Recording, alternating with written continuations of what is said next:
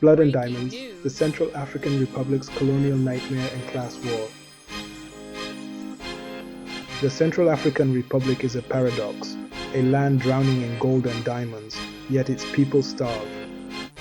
For over a century, colonial and capitalist forces have looted its wealth while dividing its people. But hidden beneath the tribal conflict narrative is a brutal class war. Who profited from Ka's suffering?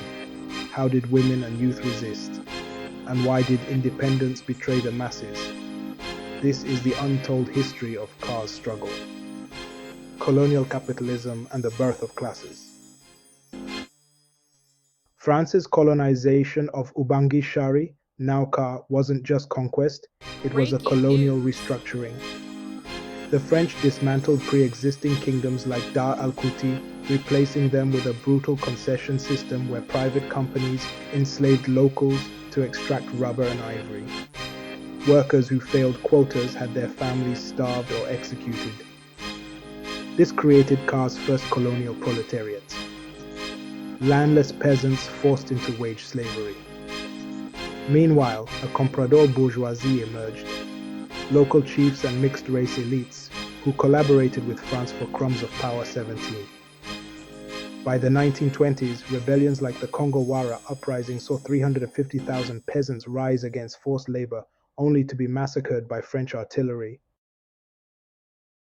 Breaking In news. 1960, CAR gained independence, but France kept its fangs deep in the economy. The new president, David Dacko, was a puppet. French firms still owned the mines, while the comprador class now wore suits instead of colonial uniforms. Enter Jean Bedel Bokassa, a dictator who crowned himself emperor in 1976. Bokassa wasn't just a madman, he was a Bonapartist figure, balancing between the French capital and the masses.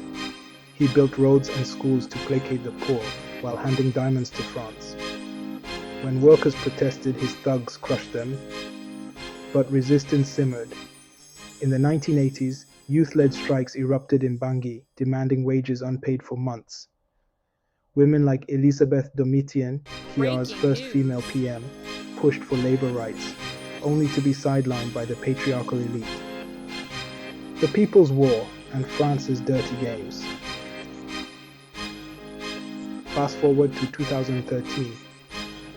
The Seleka Rebellion, a coalition of dispossessed northern peasants and unemployed youth, overthrew the French-backed dictator Bozizé. Western media called it Muslim versus Christian, but class was the real divide. Seleka fighters were miners and herders starving under Bozizé's neoliberalism. France responded with Operation Sangaris, framing it as peacekeeping. In reality, they backed the anti-Balaka militias, a reactionary force of urban petty Breaking bourgeois news. and ex-soldiers terrified of losing privilege. The result?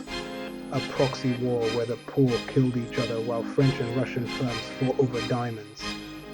Women bore the brunt. Muslim women like Fatima, a trader in Bangui, were raped by anti-Balaka for collaborating with Seleka. Yet women also organized. In camps, they ran secret schools and smuggled food, proving survival itself is resistance. Today's class war. Today, Kar is a neo-colonial battleground. Russian Wagner mercenaries protect diamond mines, while France funds warlords.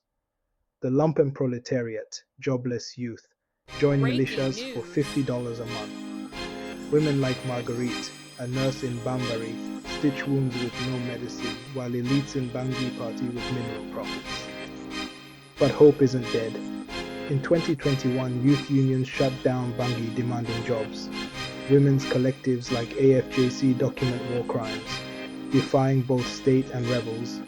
As Marx warned, the last capitalist will sell us the rope to hang him.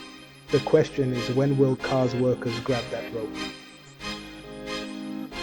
Car's story isn't about tribes or religions, it's about class. From colonial rubber slaves to today's diamond miners, the fight is the same. Who owns the wealth? The answer will decide if Car Breaking remains a news. capitalist graveyard or becomes a revolutionary beacon. Thank you for joining us on this incredible journey through the Central African Republic's untold history. Drop your comments below. Don't forget to like, share, and subscribe as we continue to explore the stories that shaped Africa's past and future. Together, let's celebrate the legacies that define us. Until next time, stay critical and keep questioning.